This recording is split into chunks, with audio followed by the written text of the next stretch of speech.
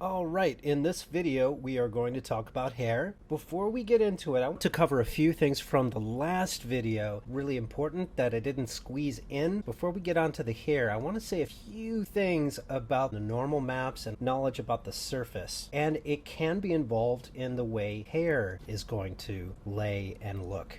Let's take a look back at the different types of maps in the UV editor. We have already put on the head, textures.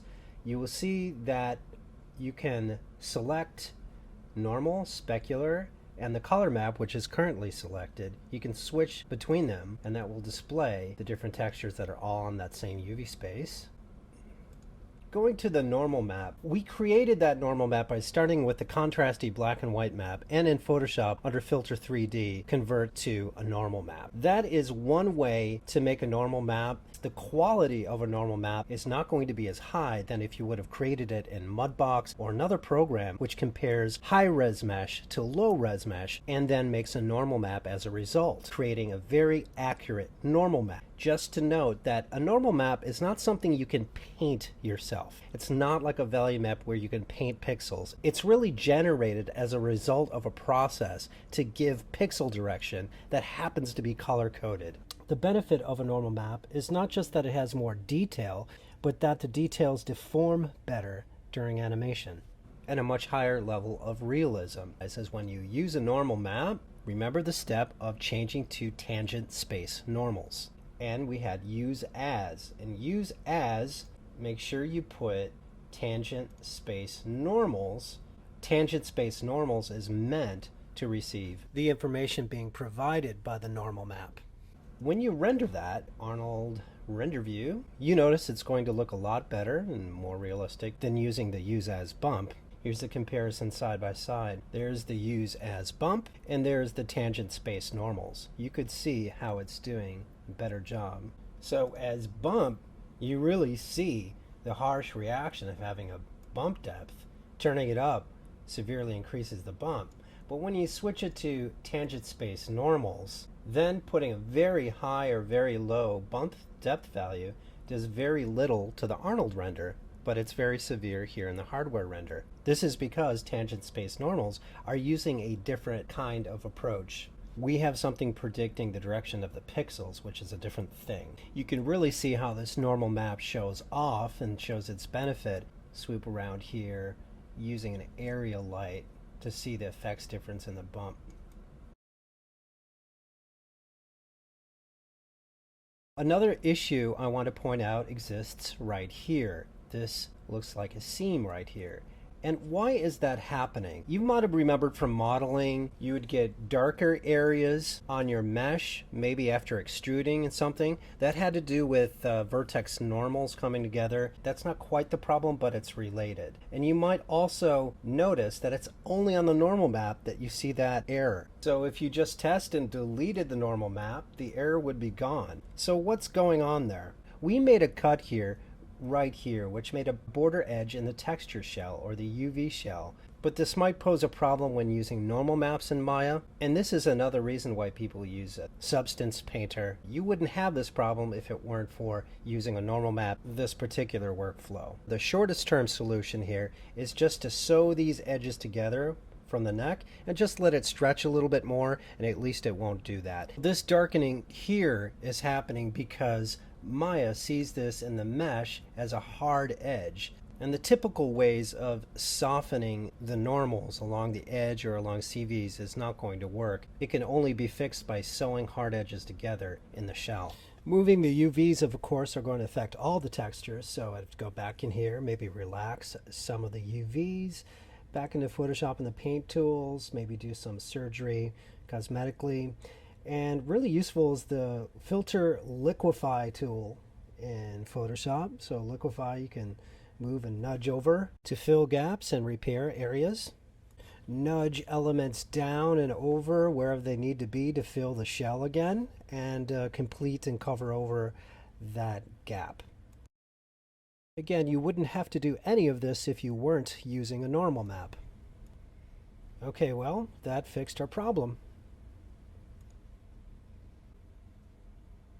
If you want to point and test lights, I have these area lights moving around to see the effects of what the bump looks like in the window. Just select the area light and hit T for the manipulator, and then grab the point at manipulator for the light. This works with other lights too. And then hit V for snap, and it will snap to any point, let's say the nose. When you move the light itself, it's going to rotate around that pivot point. Very, very convenient when placing lights. Also, before we move on to hair, I want to show some details about the surface, a little more about normals, and some details that make up the components of a surface and its display. Selecting this face mesh, if we go to display polygons, we have a tear off menu here. Just click on it, tears off. You already know about normals. There's face normals and vertex normals. You can click it, let's say face normals, and that puts these little green needles which indicate the direction of the normal of each face, and it should be centered of each face. Now you have to click it off. One trouble is if you don't, they could get stuck on sometimes. So in polygons, be careful with the display. Once you click something on, make sure to click it again to turn it off. Okay, then you have vertex normals. Click it, and that has a normal coming out of each vertex, each CV. That indicates also the shading direction, and we'll learn that indicates things about when hair comes in. So indicates directions of other things like hair and paint effects. Again, make sure you turn them off. If the normals are displaying too small, you can change the normal size. So when you do turn them on, they're going to be longer. Now, all these things don't do an operation. They just show you articulation of the way the surface is displaying. So we have standard edges, that's what we're seeing right now. If there's any soft or hard edges, it points them out, which are the soft and which are the hard edges. Hard edges in color turns purple. And then simply just the hard edges. Those are where the darker or hard edges exist on your mesh. Remember, you have to turn them off, or you have to switch back to standard edges. We also have border edges. Those are the borders of our textures, or UVs. Crease edges, texture and border edges together. The center of faces, face triangles. This is how at render time it's divided up into individual triangles. And with surface triangles turned on, we could go into the geometry, Control A, and under the tab Smooth Mesh, we can control the way it's going to break down at render time in subdivisions. Subdivision levels set relatively low at 3. If we wanted more detail out of that at render time, we could put that number up, and we see it really increasing here. We can turn off the face triangles and look at only the display of the subdivision levels by clicking this one. Subdivide each face to give a smooth looking render. So we'll probably want to keep that subdivision level as preview about 3. We also have adaptive tessellation. This all has to do with how it breaks down the surface for shading, whether it's in your graphics card or your CPU at render time. You can also get an idea of the tangent space. Turning on tangents. Here, let's just turn off Smooth Mesh Preview for a moment and take a look. We can see those tangents are coming together. That is going to describe tangent space textures and how they're going to lay on the surface. So what happens when you hit 1 for a preview or 3, what you're doing is really toggling the Smooth Mesh Preview. If he needs a haircut, it's getting a little too long, you can change the length of the normals, and that's going to affect the length of the tangent display. So if this is starting to look like fur or hair, it should be no coincidence that it's coming out of the use of these, the same base for display visualization. So this is why we're talking about it and leading up to talking more about hair. We also have component ID. There's a name and identity to each vertice and edge. Turn on vertices and we'll have a number that identifies each and every CV. Every CV in your mesh is numbered here. And the same with the edges. They all have their individual unique number. And of course the same with the faces, and they're color coded. So now we're going to talk about the different systems for hair that you can use for your character. Now these techniques only suggest a few methods you could use. These are the most recommended I have for the particular time length of this assignment. Let's just talk about the top 5 that I recommend, and we'll take them one at a time. For polygonal hair, that's extruded faces or extruded edges selected from the scalp. and you keep sculpting them out, keep repeating that extrusion until you have clumpy looking hair.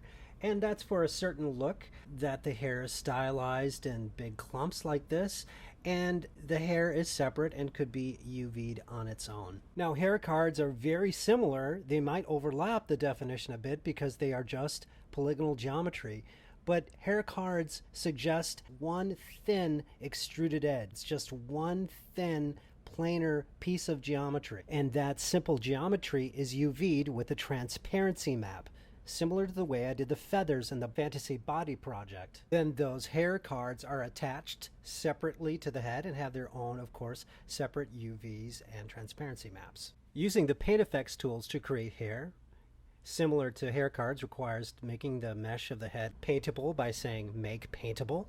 Instead of creating geometry on it, you paint hair directly on it using this special tool. It's clearly the quickest and the most fun. It's just like a can of spray paint filled with anything, and you could just spray right on it and it just comes out. You can resize the brush of the spray and it sticks to the head. One downfall might be its file size. It creates such complex structures, and besides being heavy, it needs to be converted to polygons to be able to render in Arnold.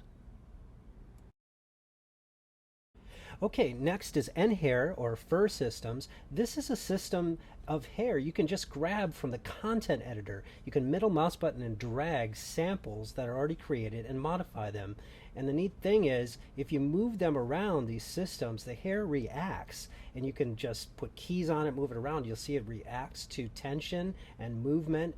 It could react to other objects and itself and wind. So it's a truly dynamic system for hair, and you can start with one of the presets in the content editor.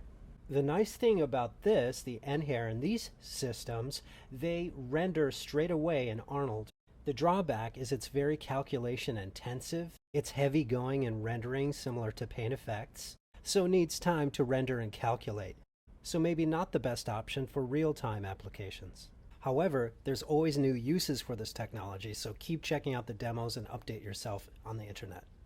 The last one I'm going to mention is XGen, or XGen grooming tools, which overlap the technology. In fact, a lot of these methods share the same base technology, which I won't go into, but refer to it differently. Let's call this XGen or XGen grooming. Make it a lot easier to control and comb and groom the hair and style it into the direction you need. In XGen, it's a special tool. You're going to work primarily from the ground up by first creating hair splines and then grooming them, which customizes the appearance and behavior of the hair, and comparatively, the ultimate amount of control over the hair. Compared to the other techniques used, this is one of the most user-friendly, fast, and straightforward methods. You can easily control the look and the color and all kinds of layers of the highlights, and base, and all other colors and how they interact with each other. And this technique is very Arnold friendly. It renders very interactively, quick high resolution updates, and potentially very realistic. But also having it behave and re-render in real time for a game might be a challenge or an issue. And dividing up parts of the mesh dedicated to just the XGen hair creates a more complex system. And when XGen hair is animated, it takes a lot of processing power. It may not be able to do that in real time. So maybe not ideal for simple applications and uses, but excellent for artistic or intuitive work. So looking back at all these 5 suggestions, a number of them overlap really in technology, and less of a distinction than it might seem how I listed it here. You'll see that I colored the titles 1 and 2 in white, and 3, 4, and 5 in red. This is to indicate ease of interactivity. White indicates quick rendering speed, good for super fast animation and real-time results.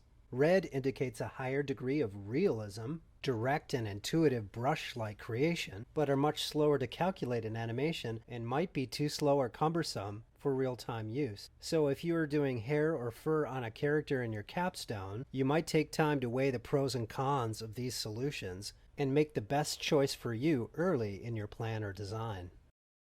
Now here I've collaged together all kinds of different solutions and technologies for creating hair. There are literally dozens and dozens of ways, and ever more, to approach the artistic task of creating hair. And within those solutions, there's hybrid solutions, folks who've worked out how to mix and combining techniques to reach both their design and interaction needs. Some even using the Maya cloth dynamic on geometry hair. Could be very interactive and fast if it fits your design. Others simply going for a max realism with NHair or XGen. And of course large studio productions who might have a large technical team to program custom solutions. Let's just take a few minutes and look at all the different kinds of solutions being used out there for hair and fur and that kind of stuff.